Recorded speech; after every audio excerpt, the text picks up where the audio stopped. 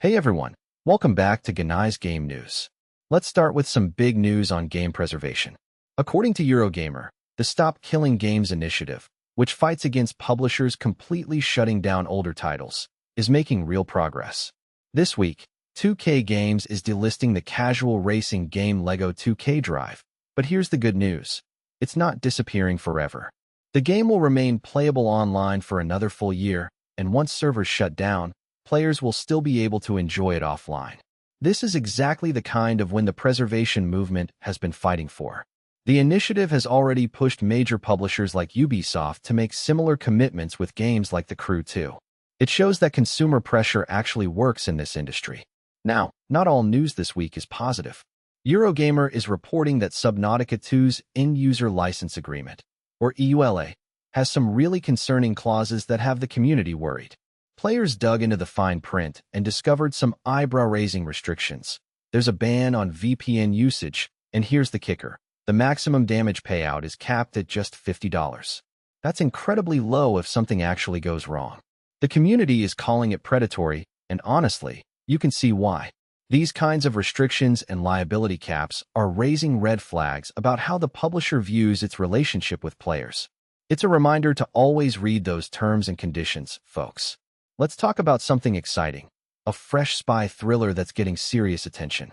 Eurogamer's review of Zero Parades highlights a game that takes the classic fallen spy narrative and does it really well. Your character is a disgraced agent who was previously a skilled operative, but now you're dealing with the consequences of your past. The reviewer really appreciates how the game handles all those tiny decisions and moments in the field, the mix of luck, skill, and willpower that determines success or failure. It's not a brand new story premise, but when executed with care like this, it absolutely works. The attention to detail in crafting that spy thriller atmosphere really shines through. This is absolutely wild. According to PC Gamer, the 2D sandbox legend Terraria has just crossed 70 million copies sold and is celebrating its 15th anniversary. Here's what's really impressive. The average playtime on PC is over 100 hours. Think about that. Players are sinking more than 100 hours into this game on average.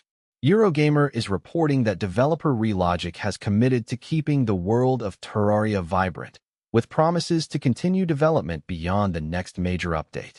The community has shown incredible loyalty to this title over the years, and the developers clearly aren't done creating.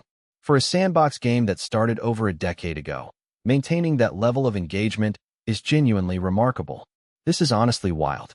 According to PC Gamer, Forza Horizon 6 has already hit a higher peak player count than its predecessor, Forza Horizon 5, and the game isn't even officially released yet.